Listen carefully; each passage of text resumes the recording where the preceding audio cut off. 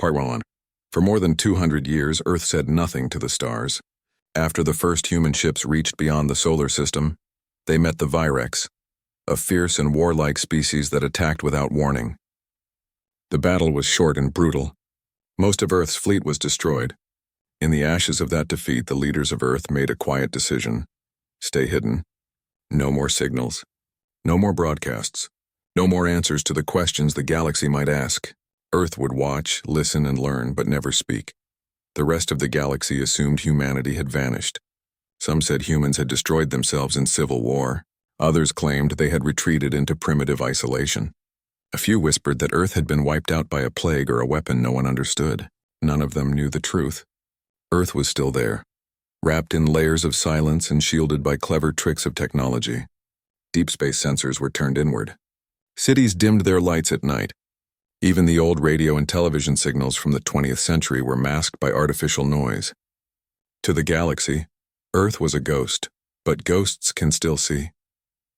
On a lonely rock far from home, orbiting a dead moon near the edge of known space, Lieutenant Daniel Cruz sat alone in a small metal room. Theta 9 was not a grand station. It was barely big enough for two people, though only one was stationed there at a time. Its job was simple: listen. For decades, it had heard nothing but static cosmic winds and the occasional echo of distant stars. Daniel had been there for 18 months. He was used to the silence. He liked it, in a way. It gave him time to think. He was 32, with dark hair cut short and eyes that had grown used to the soft green glow of monitors. His uniform was plain, no medals, no rank insignia visible. That was part of the protocol. If Theta 9 were ever found, there should be no sign it belonged to Earth. The station ran on recycled air, solar panels, and a small fusion core buried deep in its hull. Everything about it was designed to leave no trace. That morning, as Daniel sipped lukewarm coffee from a sealed bulb, a red light blinked on his main console. Not the usual amber alert for solar flares or micrometeor showers. Red meant priority. His heart jumped, but he kept his hand steady. He tapped the screen, cleared the buffer, and ran a decryption sequence only a handful of people in the world knew. A signal had come through. Weak, broken, but real. It originated from the Kalis system, 600 light-years away near the border of the Outer Rim. Official galactic records listed the Kalis as extinct. Wiped out 2 centuries ago during the Great Stabilization, a period the Galaxy Council described as necessary peacekeeping. According to the Council, the Kalis had become dangerously unstable, threatening trade routes and neighboring worlds. They had to be removed for the safety of all. But this signal told a different story. It was encoded in an old dialect of Terran English, specifically, the kind spoken in parts of the American Midwest in the late 21st century. Only Earth would use something so obscure, and buried in the static beneath layers of interference was a voice. Faint trembling, but clear enough. They lied about us too. Daniel played it again, and again. Each time the words hit him harder. Someone out there knew Earth was listening, someone knew humans still existed, and someone was trying to tell them the truth about what really happened to the Kalis. He ran a full diagnostic to confirm the signal wasn't a glitch or a trap.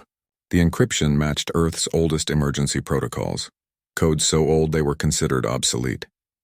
But they were real, and they were meant for him.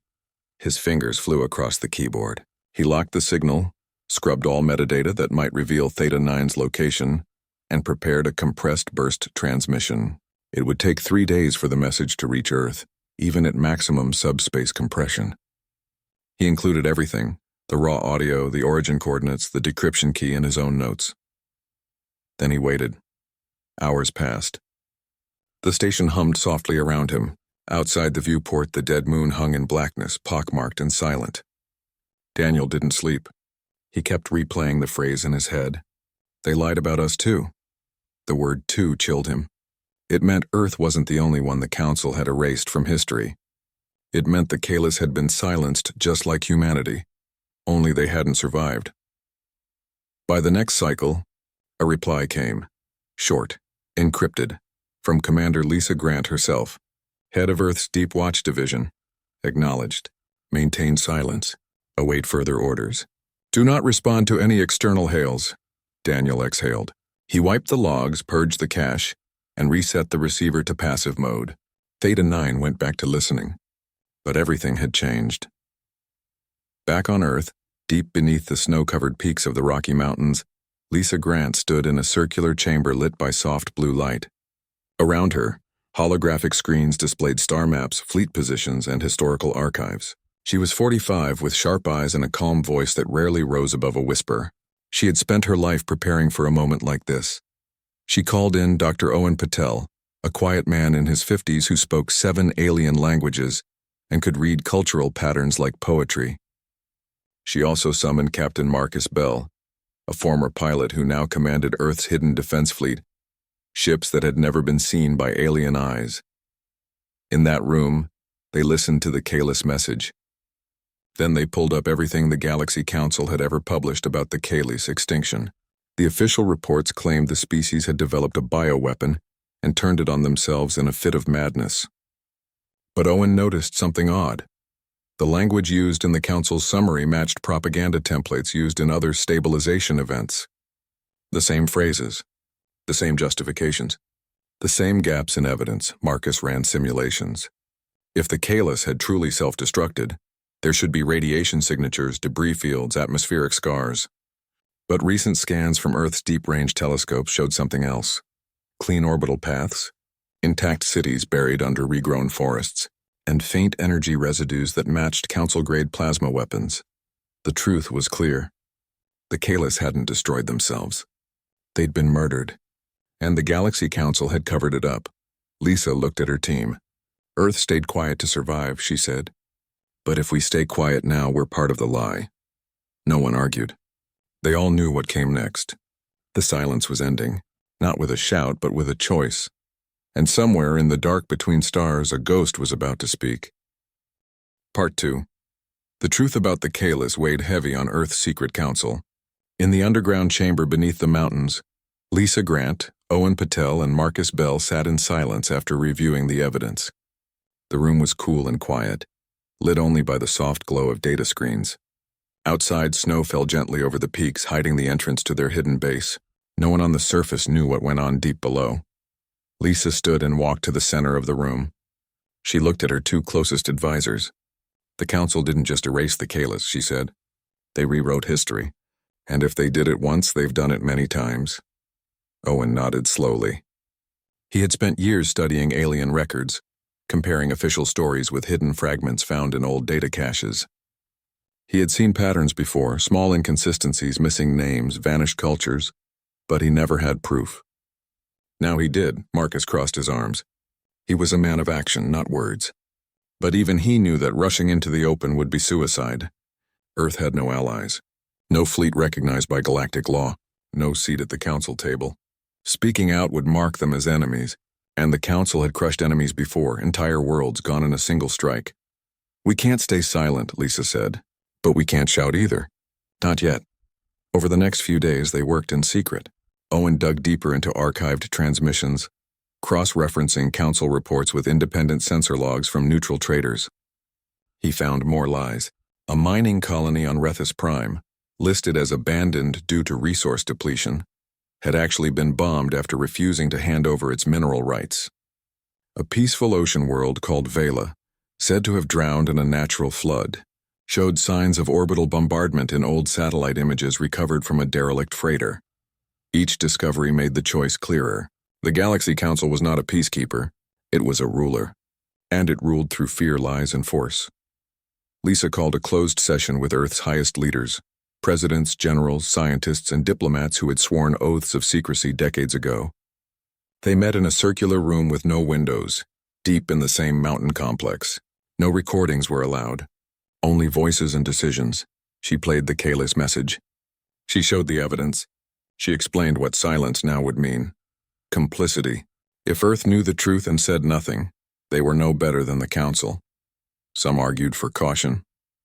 We survived by staying hidden, said one elder statesman. Why risk everything now? Because survival isn't enough, Lisa replied. We owe it to the Kalis, and to every species they erased. After hours of debate, a vote was taken. It was close, but the majority agreed. Earth would act, but carefully. They would not declare war. They would not send ships into open space. Instead, they would speak in whispers. They would tell the truth, but in a way that could not be traced back to them. Project Stillwater was born that night. Its goal was simple: leak the truth without revealing the source. Marcus returned to the hidden shipyards under the Antarctic ice.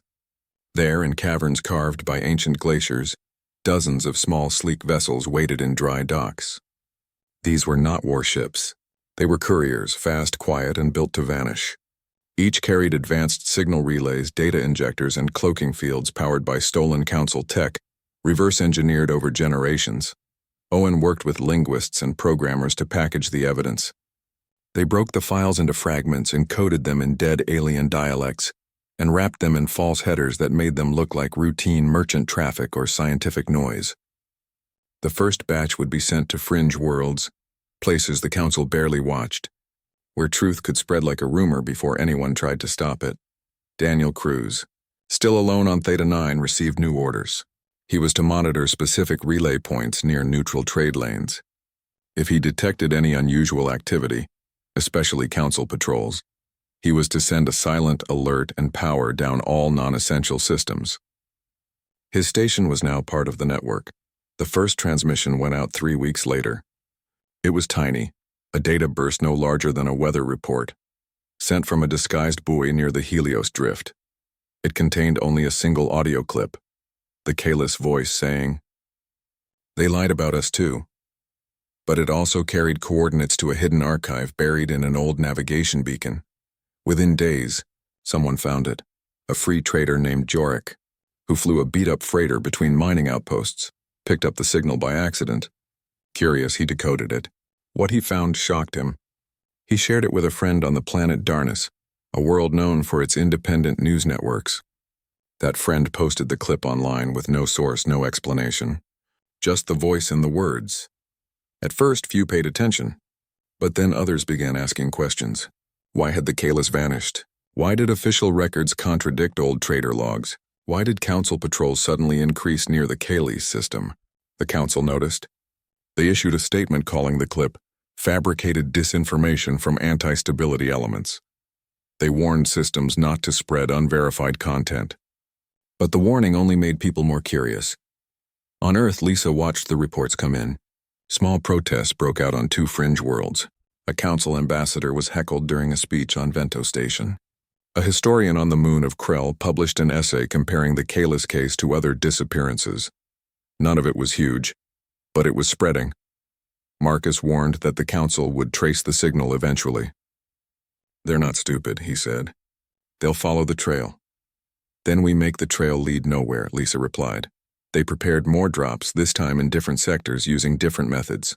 Some were hidden in music files traded by street performers on crowded spaceports. Others were buried in repair manuals for common starship parts. The truth was being stitched into the fabric of everyday life across the galaxy, invisible until someone looked closely. Back on Theta 9, Daniel noticed something strange.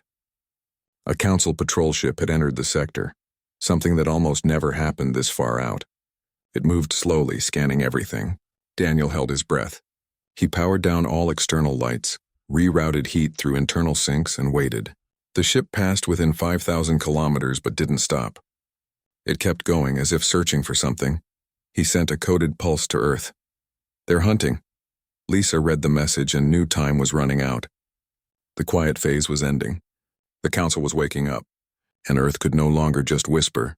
They had to prepare for what came next. Not with weapons first, but with more truth. Because once enough people knew the lies, even the strongest empire could fall. And Earth, after centuries of silence, was ready to speak. Part 3, the whispers grew louder. What started as a single voice from the Kalis system had become a hum across the outer rim. Traders, dock workers, students, and even low-level Council clerks began sharing fragments of the truth. No one knew where it came from, but the pattern was clear. The Galaxy Council had been lying for a very long time. On Earth, Lisa Grant watched the spread with quiet pride. Project Stillwater was working better than anyone had hoped. But she also knew the calm would not last. The Council did not tolerate challenges to its authority. It never had. Then came the Viridian 4 incident. Viridian 4 was a dusty trading port on the edge of neutral space. It had no military value, no rare resources. just a busy spaceport and a reputation for loose rules. That made it perfect for smugglers, rebels, and truth seekers alike. One such smuggler was a woman named Tayla. She wasn't human. She was Kalis, or at least half Kalis. Her mother had escaped the purge as a child, hidden aboard a refugee freighter that vanished into the void. Tayla grew up in the shadows, moving from port to port, always listening, always watching. She had found one of Earth's data drops by accident. Buried in a broken comms unit she'd bought for scrap, she discovered the full archive. Logs, survivor testimonies, council orders signed in cold, official language. For the first time, she had proof that her people hadn't gone mad. They'd been murdered. Tayla knew what she had to do.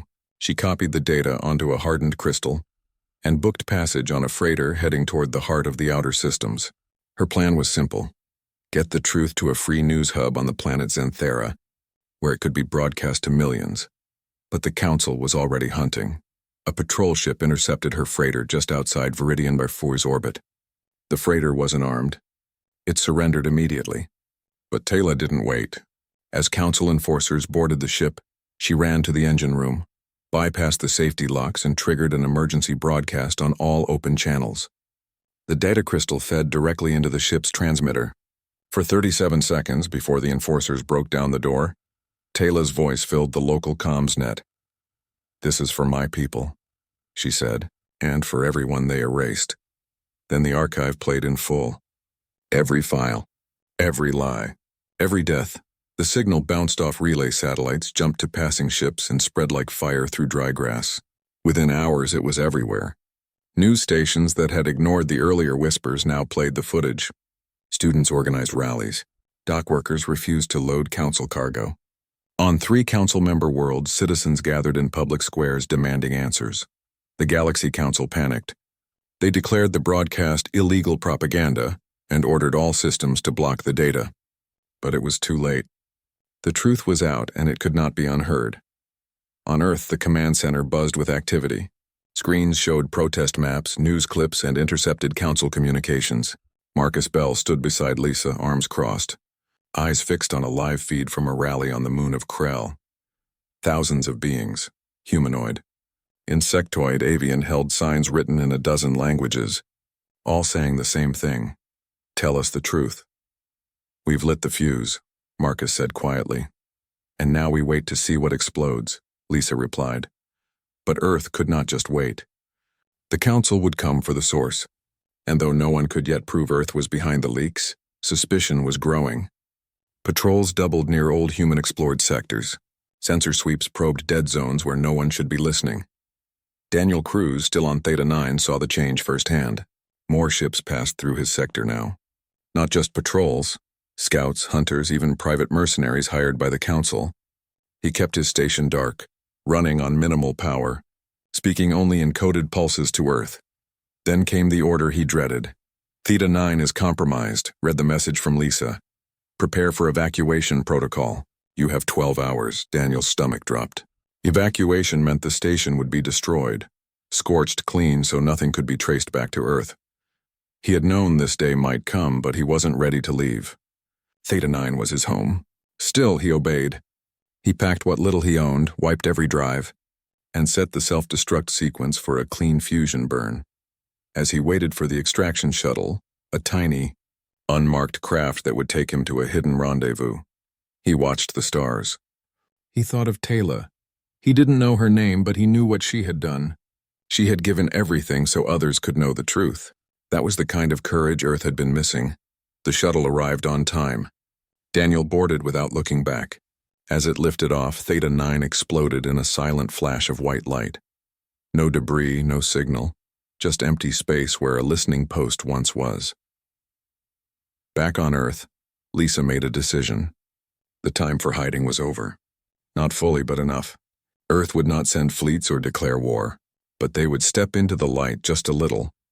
She authorized the next phase of Project Stillwater, direct contact. Marcus selected a small team of pilots and engineers.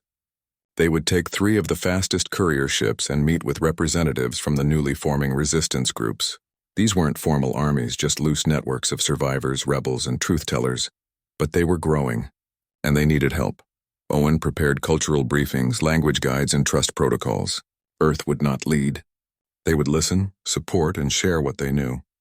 Their message was simple: you are not alone.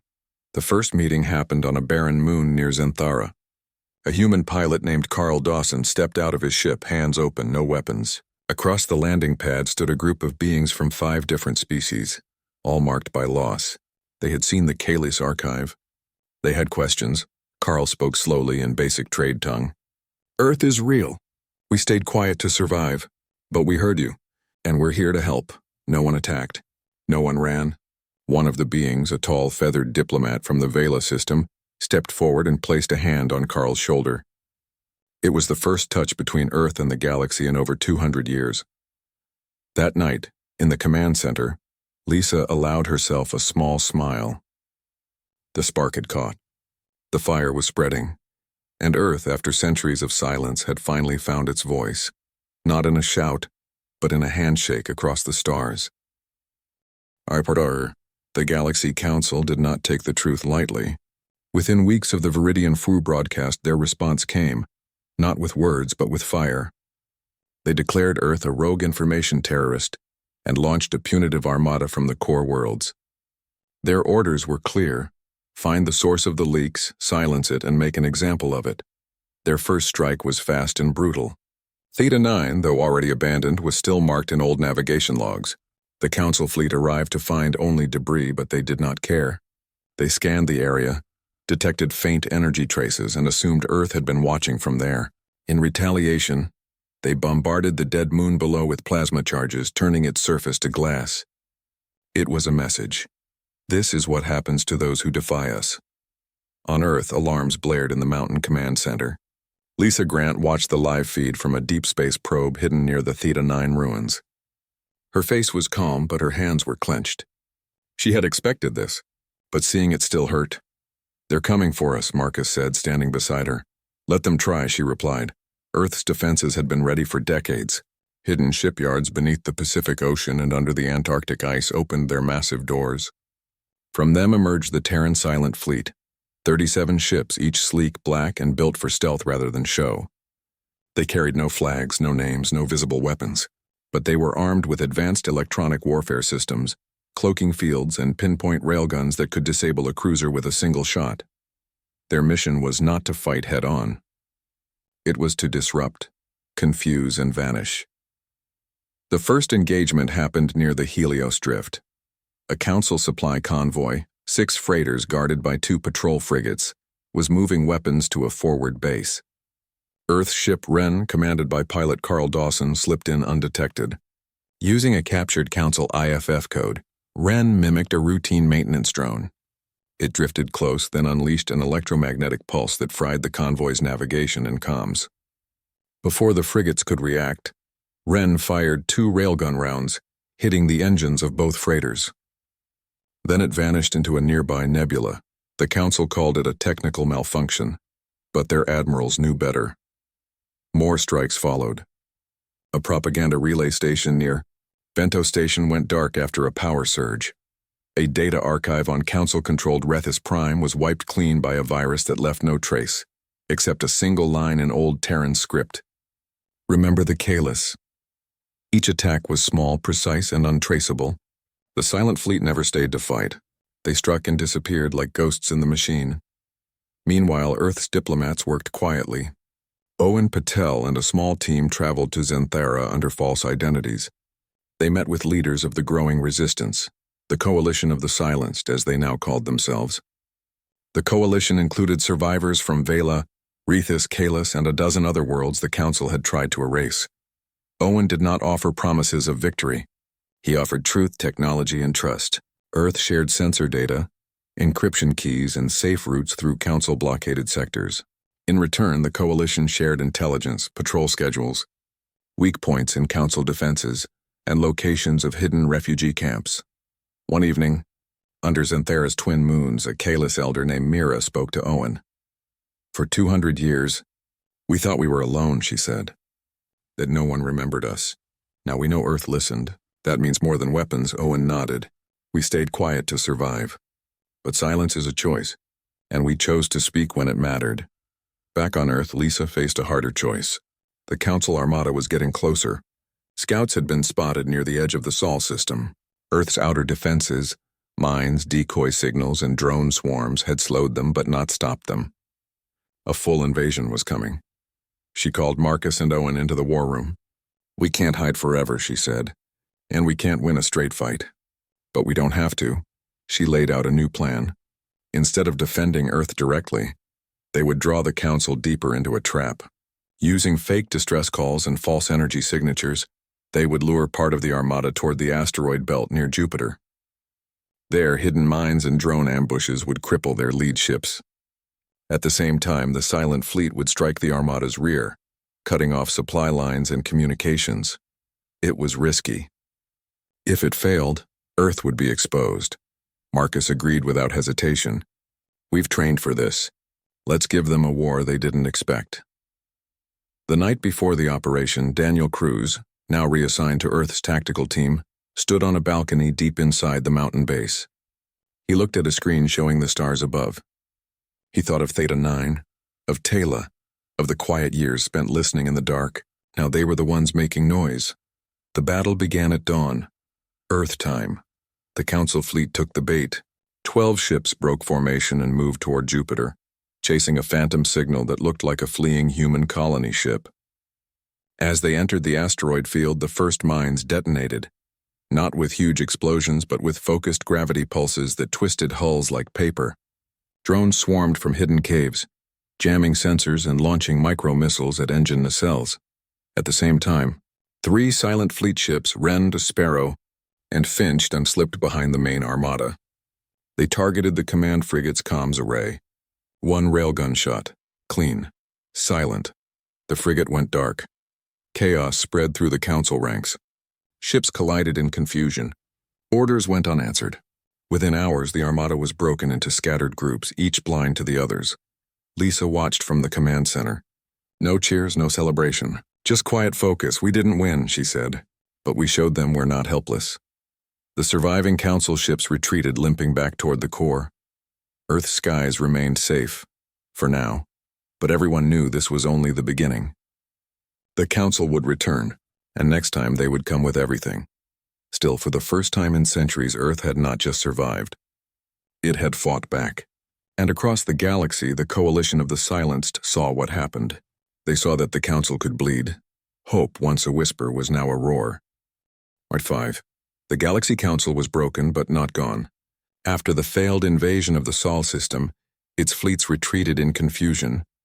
Its member worlds, once united by fear, now whispered doubts in dark corridors. The truth about the Kalis, the Vela, the Rethus colonies, it had spread too far to be erased. Protests grew into uprisings. Soldiers refused orders.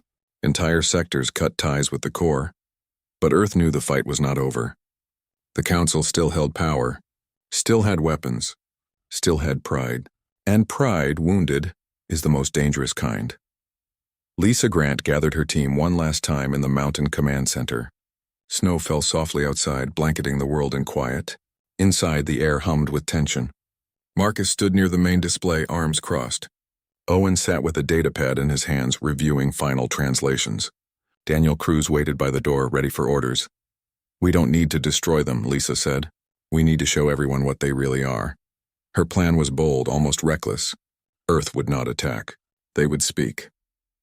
Not through hidden signals or smuggled data, but openly, directly, to the entire galaxy. They would hijack the Council's own Grand Conclave broadcast every year. The Council held a formal session in its central chamber on the planet Oryx Prime. Leaders from every member world attended.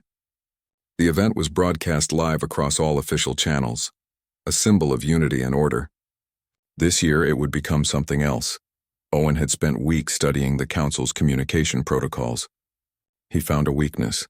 A brief window during the opening ceremony when all systems synced to a central time signal. For exactly 8.3 seconds, the network was vulnerable. If they acted fast, they could override the feed. Marcus prepared the ships. 3 Silent Fleet vessels, Wren, Sparrow, and a new one called Lark, would position themselves near relay satellites on the edge of Council space. They would carry powerful signal boosters, disguised as asteroid debris. At the right moment, they would flood the network with Earth's message. Daniel would handle the timing from a hidden outpost near Neptune. His job was simple: press one button at the exact second. The day came. Across the galaxy, billions tuned in. Council leaders in silver robes took their seats. The High Arbiter, a tall being with smooth gray skin and cold eyes, stepped to the podium to speak of peace, order, and the recent terrorist acts by unknown forces. Then, the screen flickered. For a moment, nothing changed. Then the image shifted. The Grand Chamber vanished. In its place stood Lisa Grant. She wore no uniform. Just a simple dark jacket, her hair pulled back, her eyes steady. Behind her, not a flag or a weapon, but a row of beings: Kalis, Vela, Rethus survivors, and others whose worlds had been erased. They stood together, silent, watching. "I am Lisa Grant of Earth," she said. Her voice was calm, clear, and carried across every system, every station, every home. "You were told we were gone. You were told we never existed. But we were listening. And we saw what you did." She did not shout. She did not accuse. She simply told the truth. She played the Kalis message. She showed scans of bombed cities. She revealed council orders signed in cold script, ordering the removal of entire species for galactic stability. She named the lies one by one, with proof for each. Then she stepped aside. An old Kalis woman named Mira stepped forward. Her voice trembled, but her words were strong. "My children were taken from me. My home was burned. They said we were mad, but we only wanted to live." A Vela elder spoke next, then a young Rethus engineer. Each told their story, no anger, just truth. The broadcast lasted 17 minutes. In that time, the galaxy held its breath. On Oryx Prime, the council chamber erupted in chaos. Some leaders stood in shock. Others shouted for the feed to be cut. But it was too late. The signal had jumped to independent networks, pirate stations, even council military channels. Soldiers in orbit watched it. Workers in factories watched it. Children in schools watched it. Within an hour, the first world seceded. Then another, and another. By dawn on Oryx Prime, half the council's member worlds had declared independence. Military units across the core laid down their weapons. The High Arbiter fled the chamber, but no one followed. Earth did not celebrate. There was no victory parade. No declaration of dominance. Lisa returned to the command center and sat in silence. She knew the road ahead would be long. Healing would take generations. Trust would be hard to build. But something had changed. In the weeks that followed, messages poured in from across the galaxy. Not demands, not threats, but thanks. Offers of alliance, requests for help rebuilding. The coalition of the silenced grew into something new. A gathering of equals, not ruled by fear but bound by shared truth. Earth did not take control. They refused a seat at the head of any new council. Instead, Lisa proposed a simple idea. The concord of equals. Every species, no matter how small, would have a voice. No more lies. No more erasures. No more silence. The first meeting of the Concord was held on Zenthara. Representatives from over 200 worlds attended. Lisa stood among them, not as a leader but as one voice among many. Owen translated for those who spoke unfamiliar tongues. Marcus stood guard, not with weapons but with respect. Daniel watched from the back of the hall. He thought of Theta 9, of the long quiet years, of the single red light that changed everything. He smiled. Earth had stayed quiet for survival. But when the galaxy's offenses went too far, they chose to speak, not with fire but with truth. And in the end, truth was louder than any weapon. The stars, once empty of human voices, now carried a new message. We are here. We remember, and we will not be silent again.